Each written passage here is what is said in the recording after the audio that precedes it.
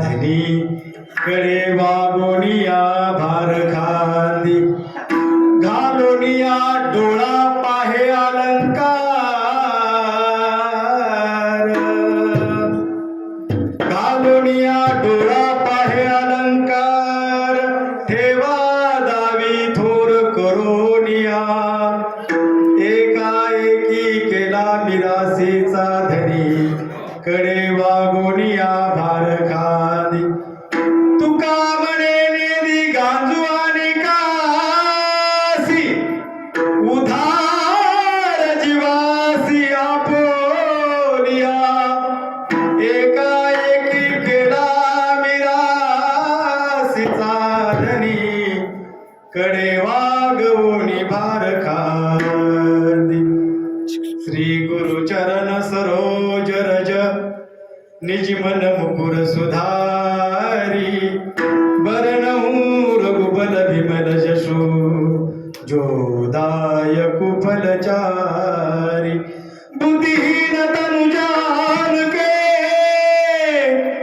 सुमिरो पवन कुमार बल बुद्धि विद्या देई मोहि हरउ क्लेशु विकार पांडुरंगा करू प्रथम नमन दुसरे चरण संताच्या त्यांच्या कृपादाने कथेचा विस्तारू बाबाजी सद्गुरु दास तुका ओम नमो ज्ञानेश्वरा करुणा करा दयाळा तुमचा अनुग्रह लादलो पावन झालो चराचरी नमो ज्ञानेश्वरा नमो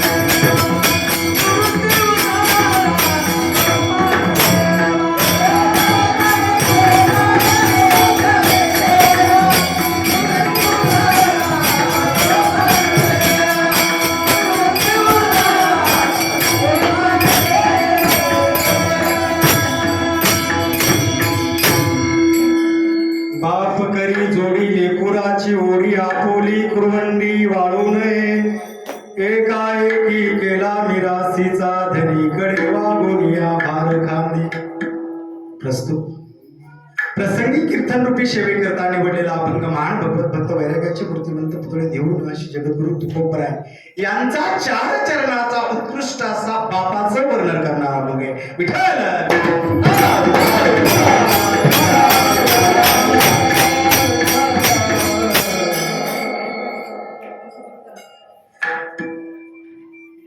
बाप करी जोडी लेकुराची मोडी आपोली कुरबंडी वाळू नये. या अभंगातून जगद्गुरु तुकोबराय बापाचं वर्णन करतात. ज्या बापाने आपल्या पोरासाठी काय केलं आणि काय नाही केलं या अभंगातून सरळ सरळ सांगितलेलं. शेवेला सुरुवात करण्यापूर्वी थोडासा परिहार देणं अत्यंत गरजेचं आहे की तो म्हणजे असा, आपल्या गावचे असणारे प्रभाकर यंकोबा मैंद या असतग्रस्ताच्या वर्ष श्राद्धाच्या निमित्ताने गेली 1 वर्ष झाले यांना जाऊन आपल्या बापाच्या ऋणातून उत्तीर्ण होण्यासाठी हा केलेला 1 दिवसाचा अट्टास. थोडक्यात सांगायचं म्हणजे पितृ ऋणातून उत्तीर्ण होण्यासाठी एक हे श्राद्धाचा कार्यक्रम आहे. आपल्या दोन्ही मुलांनी थोडक्यात सांगायचं म्हणजे आमचे मोहन प्रभाकर मैन आणि रत्नाकर प्रभाकर मैन समस्त मैन परिवार या दोन्ही मुलांनी आपल्या वडिलांच्या ऋणातून उत्तीर्ण होण्यासाठी 1 दिवसाचं हे हरिकीर्तन आणि प्रसादाचा भोजनाचा कार्यक्रम. या कार्यक्रमासाठी आवर्जून उपस्थित रतन शेठचे सर्व पाहुणे, आप्तेष्ट आणि मित्रमंडळी, विशेषतः करून ज्या गावामध्ये ते अनेक वर्षांना राहतात ते गावातली सर्व त्यांच्यावर प्रेम करणारी मंडळी, विशेषतः करून सांगण्याचं तात्पर्य एवढं म्हणजे या गावातील टाळकरी वारकरी मंडळ असं खूप अट्ठासाने या कार्यक्रमाला उपस्थित आहे. एका गावामध्ये एवढे टाळकरी म्हणजे खरेच नावाजण्यासारखी गोष्ट आहे बरं का भाऊ. टाळकरी हल्ली नाहीत. टाळाटाळ करणारे भरपूर आहे पण टाळकरी नाही. तुमच्या गावामध्ये ओरिजिनल टाळकरी आहे आणि पुन्हा निरागस आहे बरं का सर्व. नाही तर टाळकरी हल्ली खिल्लार पाहायला भेटतात. बैलाला शिंग कमी टाळ करायला जास्त आले तर विठ्ठल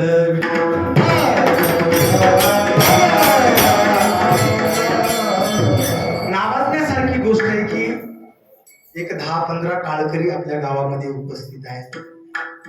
आणि टाळकरी जर असेल तर कीर्तनाला शोभा आहे. टाळकरी जर नसतील तर हल्ली आमच्यावर कसली वेळ येईल तुम्हाला सांगण्यासारखी गोष्ट नाही. एखाद्या मड्याला वागवायला कसे 4 असतील तसे कीर्तनकाराला वागवायला 4 झालेत आता, फक्त कामापुरतीच. पण इथं तसं नाही. इथं खरंच तुमच्या गावचा अलंकार आहे टाळकरी म्हणजे. खरंच मी सर्वांना साष्टांग दंडवत करतो गळाटवाडीकर टाळकरी मंडळींना. विशेषतः करून माझ्या बरोबर आलेले आमचे महाराष्ट्रातील नामवंत गायक वादक मंडळी सर्व आहेत. आमच्या इकडं विशेषतः करून आमचे छत्रपती महाराज पठाडेचे गुरुबंधू आमचे रघुनाथ महाराज माने खूप गातात छान आणि वाजवतात पण आणि बोलतात पण, म्हणजे सर्व गुण संपन्न असले आमचे रघुनाथ महाराज आहेत. महाराजांना नमस्कार करतो. त्यांच्या शेजारी आमचे सीताराम महाराज रुपनर गुरुजी त्यांना पण साष्टांग दंडवत करतो. विशेषतः कारण माझ्या बरोबर सतत असणारे आमचे बलिराम महाराज थोरात पैत्रवाडीकर बाबांना पण दंडवत करतो. आमच्यावर नितांत प्रेम करणारे आमचे हरकळ दाजींना पण दंडवत करतो. आणि सर्व घराटवाडीकर भजनी मंडळ विशेषतः करून पुन्हा आवर्जून आपल्या गावाचा अलंकार म्हणण्यासाठी काही हरकत नाही. तुमचं गाव महाराष्ट्राच्या कानाकोपऱ्यामध्ये पोहोचलंय. कशामुळं? तुम्ही लय हुशार आहेत म्हणून घराटवाडीकर. माझं गाव जवळ आहे म्हणून तुमच्या गावाचं नामकरण विधी केलाय माहिती का? तुम्हाला माहित नसेल. भरत महाराजांनी युनिव्हर्सिटी नाव ठेवलंय. युनिव्हर्सिटी. कुठे फोन केला तर त्यांना म्हणते युनिव्हर्सिटी घालवाडी. म्हणजे ह्या दोन्ही बंधूने तुमच्या गावाचं नाव महाराष्ट्राच्या बाहेर नेले. लक्षात ठेवा. काही काही माणसं तुमच्या गावाचं नाव घाटवाडी म्हणून असं नाही, आवर्जून सांगतात ते आम्ही घाटवाडीचे आहेत. पुन्हा पुढे लावतात युनिव्हर्सिटी. विशेषतः करून या गावाचं नाव महाराष्ट्राच्या बाहेर पोहोचणारे असे दोन्ही पठाडे बंधू भरत अण्णा असतील. महाराज हे लोक टीव्हीवर वगैरे पाहायला भेटतात, आम्हाला बाहेर विचारतात. आम्ही बाहेर जर कीर्तनला गेलो तर ते भरत महाराज पठाडे तुमच्या गावातले आहेत का? म्हणतात हो आमच्या गावातले. तुम्हाला दिसतेत का कधी? म्हणून आम्ही दररोज बरोबर असतो. काय राव अण्णाला कधी बोलवून होईल की आम्हाला. म्हणजे इतके आतुरतेनं वाट पाहणारे लोक या बंधूंची आहेत. तसं एक जरी माणूस आपल्या गावाचं नाव लौकिक करणारा असला तरी आपल्याला खूप बरंच वाटतं.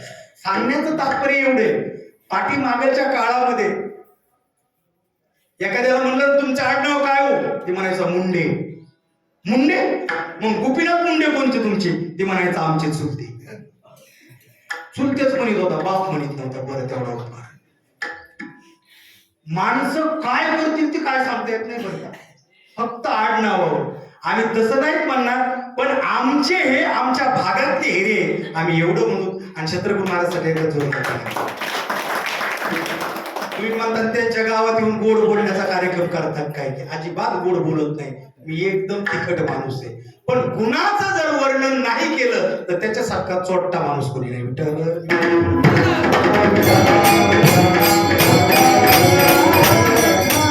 विशेषतः करून पुन्हा महाराष्ट्रातील नामांकित कीर्तनकार विनोदाचार्य, माझ्यावर अगदी नितांत प्रेम करणारे आमचे कालिदासजी महाराज नाईक नेवरे, बाबांसाठी एकदा जोरदार टाळ्या वाजवा.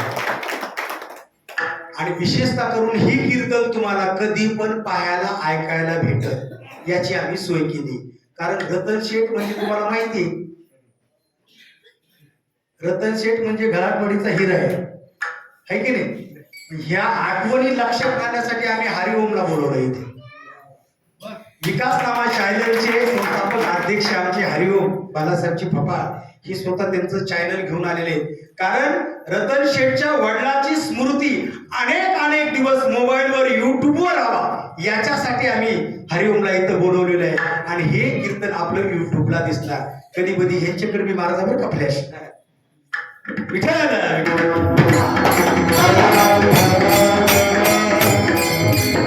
विशेषतः करून स्वतः भाऊ पण उपस्थित आहे बरं का. ज्योतिराव भाऊ पठाडे आवर्जून उपस्थित. सकाळीच भाऊंना फोन केला, भाऊ म्हणले कीर्तनला थांबता का?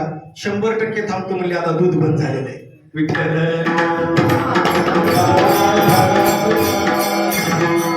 आणि अगदी गोड साऊंड सिस्टीम आमचे नितीन भाऊ आबूज खानापूरचे असणारे, थोड्या दिवसामध्ये अगदी गोड सिस्टीम करणारे, एकदम गोड सिस्टीम आणि गोड अशी शेवटपर्यंत जाऊ द्या का नाही. तुम्हाला अधून मधून गुळ देऊ आम्ही गोड करण्यासाठी. विठ्ठल.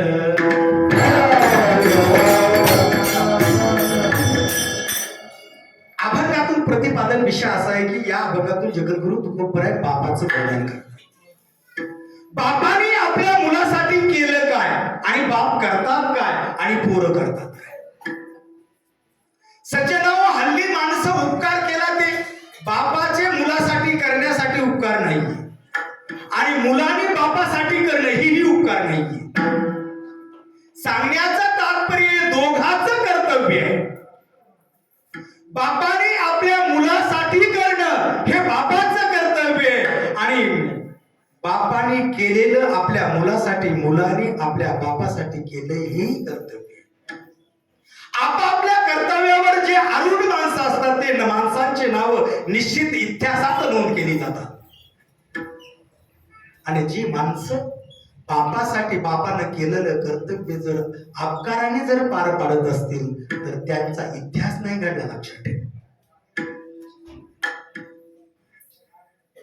माय बापाने जन्म दिला एवढंच नाहीये, लक्षात ठेवा. मायबाप नुसते जन्म देऊनच रिकामे होतात असं नाही. मायबाप आपल्या आयुष्याच्या जन्मापासून मृत्यूपर्यंत आपल्या शरीराची कुडी करतात. रात्रंदिवस सकाळी झोपेतून उठेपर्यंत संध्याकाळी झोपेपर्यंत रात्रंदिवस आपल्या मुलांचं ध्यास घेतात आणि एक एक एक एक पै जमा करून घेतात. बाप करी जोडी. बाप जोडी करतो. जोडी करणे म्हणजे जमवणे, जुळवणे. आपल्या मुलासाठी जोडी जमवणे म्हणजे बाप करी जोडी लेकराची ओढी. आपल्या लेकराच्या हितापायी ते जोडी करतात, जमवतात, रात्र दिवस कष्ट करतात. काय सांगायचं तुम्हाला. आणि सर्व जमून आपल्या मुलाला ते एखाद्या गादीवर, एखाद्या इस्टेटीवर, एखाद्या छायाछत्राखाली बसवतात आणि आपल्या डोळ्यानं पाहतात. आणि खरं सांगू का तुम्हाला, आपला मुलगा सुखी होणं म्हणजे बाप सुखी होणं. लक्षात ठेवा. आपला मुलगा सुखी होणं म्हणजे आई सुखी होणं. कधी कधी सविस्तर सांगण्याचा प्रयत्न करतो. विठ्ठल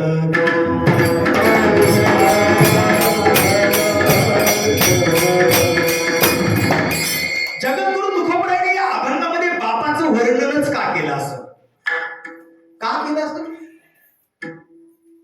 तुम्हाला अनेक कविता आईवर बघायला भेटल्या, अनेक कविता बापावर ऐकायला भेटल्या, अनेक लेखकांनी आईवर लेख लिहिले, अनेक कवीने मोठमोठ्या कादंबऱ्या सुद्धा आईवर लिहिल्या.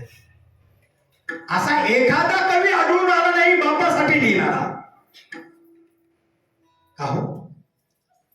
आजपर्यंत बापाचं उधं उधं कुणा केलं नाहीये, पण जगद्गुरु तुकोबरायाने या अभंगामध्ये आवर्जून बापाचं वर्णन का केलं असतं? नाही. वेदाचं वाक्य सांगतो तुम्हाला, ऐका. वेदानं सुद्धा प्रथमतः आईला किंमत दिलेली आहे. मातृदेव भव, पितृदेव भव, आचार्य देव भव. बाबा, वेदानं सुद्धा प्रथमतः आईला महत्व दिलेलं आहे. वेद असं आईनं केलं काय? अशी आई करते काय? म्हणून वेदानं सुद्धा आईचं वर्णन करावं आणि दुसऱ्या क्रमांकाला बापाचं वर्णन करावं. का हो? त्या बापानं काय घोडा मारलं असेल, प्रथमतः वर्णन का केलं नाहीये? तुम्ही म्हणतात काय बिघडायला लागले नाही. तुम्ही म्हणतात का हो महाराज, दुसऱ्या नंबरला बापाचं वर्णन केलं वेदानं, मग काय बिघडायला गेले? बघा तुम्ही एखाद्या विवाह प्रसंगामध्ये वगैरे जा, प्रतिष्ठित माणसाचं अगोदर नाव घेतलं जातं आणि जर द्वितीय क्रमांकाला तृतीय क्रमांकाचा शेवटी जर नाव घेतलं तर माणसं रागानं लालतुंब होतात. का? मी दिसलो नव्हतो का? शेवटला माझं नाव का घेतलं? मी काय इतका हलका आहे का? बाबा, या संसार रूपी ह्याच्यामध्ये हे दोन जी पात्र आहे, एक आईचं आणि दुसरं वडिलाचं, खूप महत्वाचे पात्र आहे. पण एक पात्र असं आहे की सतत पडद्यावर दिसणार आणि दुसरं पात्र असं आहे की पडद्याच्या पाठीमागच. या पात्राचं वर्णन कुठं कवीनं, वेदानं, शास्त्रानं, पुराणानं कुठंच केलेलं नाही. पण माझ्या तुकोबराय प्रथमतः या अभंगामध्ये बापाचं वर्णन करतात. बापाचं वर्णन अजिबात कोणी करत नाहीये. हो, ऐकून घ्या. साधारणतः एक तुम्हाला प्रसंग सांगतो. आपल्या एखाद्या मुलीचं लग्न जर करायचं असलं तर तो बाप इतका पळत असतो, त्याच्या पायाच्या बोटाला नख सुद्धा राहत नाही. ऐका, मुलीचं ज्या वेळेस लग्न जमण्याचा प्रसंग असतो त्यावेळेस पाहुणे घरी येतात. आल्याच्या नंतर त्यांना ते पाहुणे पसंत होतात आणि पाहुणे पसंत झाल्याच्या नंतर त्यांची इस्टेट मुलाचा गुण हे पसंत होतो. तो मुलीचा बाप म्हणतो, हो हे बघा, माझं लेकरू खूप गुणवान आहे, माझी मुलगी खूप शीलवान आहे, माझी मुलगी खूप आचरणबद्ध आहे. तुम्ही एकदा माझ्या लेकराला पदरात घ्यावं, तुमच्या पायावर डोकं ठेवतो. कोण म्हणतो? बोलत जा. पाठ आहे ना? नाही पाठ.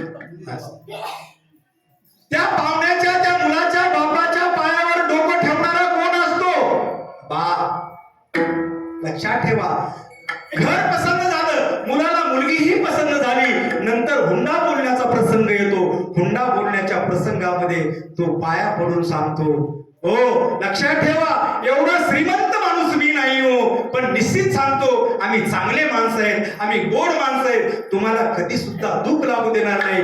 माझी मुलगी नांदून मरण पण परत फिरणारी नाही हो, मला पदरात घ्या, तुमच्या पाया पडतो. असं म्हणतो कोण? पोरीचा बाप. हुंड्यासाठी पाया पडतो. लग्न जमलं, सुपारी फुटली, मुलीच्या लग्नाच्या पत्रिका छापल्या, मुलीच्या लग्नाच्या पत्रिका छापल्या. प्रत्येक पाहुण्याच्या दारामध्ये, याच्या दारामध्ये जा, त्याच्या दारामध्ये जा, त्याच्या दारामध्ये जा, सर्वांच्या दारामध्ये जाऊन पाया पडून पत्रिका देतो तो बाप. लक्षात ठेवा, पत्रिकाही वाटल्या, ह्या स्पीकरवाल्या मंडपवाल्याकडे जातो, त्यांच्या पाया पडतो, म्हणतो काही करा, एवढ्या पैशामध्ये बसवा हो, पोरीचं लग्न आहे, गरिबी आहे माझी, काही करा. स्पीकरवाल्याच्या पाया पडणारा असतो तो बाप. बँडवाल्याच्या पाया पडणारा असतो तो बाप. आचार्याच्या पाया पडणारा असतो तो बाप. गावातल्या पाहुणे भावकीच्या ह्याच्या त्याच्या पाया पडायला असतो तो बाप असतो. लक्षात ठेवा, लग्नाचा सारा जण थाटामध्ये उभा राहतो. सर्व लोक सजून धजून येतात, नवे वस्त्र घालून मंडपामध्ये अगदी नवरदेवासारखे उभे राहतात, पण तो पोरीचा बाप इकडं तिकडं तिकडं इकडं एखाद्या तळमळ तळमळ करत पळत असतो, एखाद्या पिंजऱ्यामध्ये उंदीर कोंडल्यासारखा सारखा पळतो. त्याचा एकच ध्यास असतो, माझ्या लेकराचं लग्न चांगलं व्हावं, चांगलं व्हावं. सर्व पाहुणे लग्न झाल्याच्या नंतर सर्व पाहुणे पंक्तीला बसतात, जेवायला वाढूकर वाढतात, पाहुण्याच्या पुढे हात जोडायला असतो तो बाप.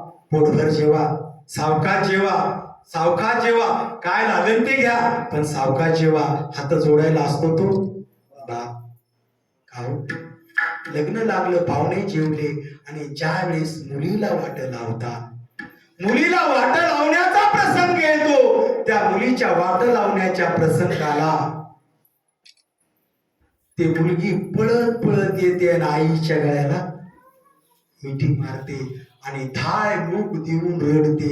आई रडते आणि पोरगी रडते आणि त्याच्या भोवतालच्या बाया पुन्हा रडतात. का हो, पोटचा गोळा आहे, आईच्या पोटचा गोळा आहे म्हणून रडतात. लक्षात ठेवा, पण ज्यांनी हाडाचे काढ, रक्ताचं पाणी, रात्रीचा दिवस, दिवसाची रात्र करून हे सर्व सरासर उभा केला, पोरीला आपल्या ड्रॉप नसला तरी शहराला जाऊन आपल्या अंगामध्ये फाटकी पाण्यात घालून रात्र दिवस त्याने हाडाचे काढ करून हे सरासर उभा केलो, तो बाप असतो कुठं हो. लक्षात ठेवा, सर्व गावातली माणसं म्हणतात पोटचा गोळा आहे, का हो रडू येणार.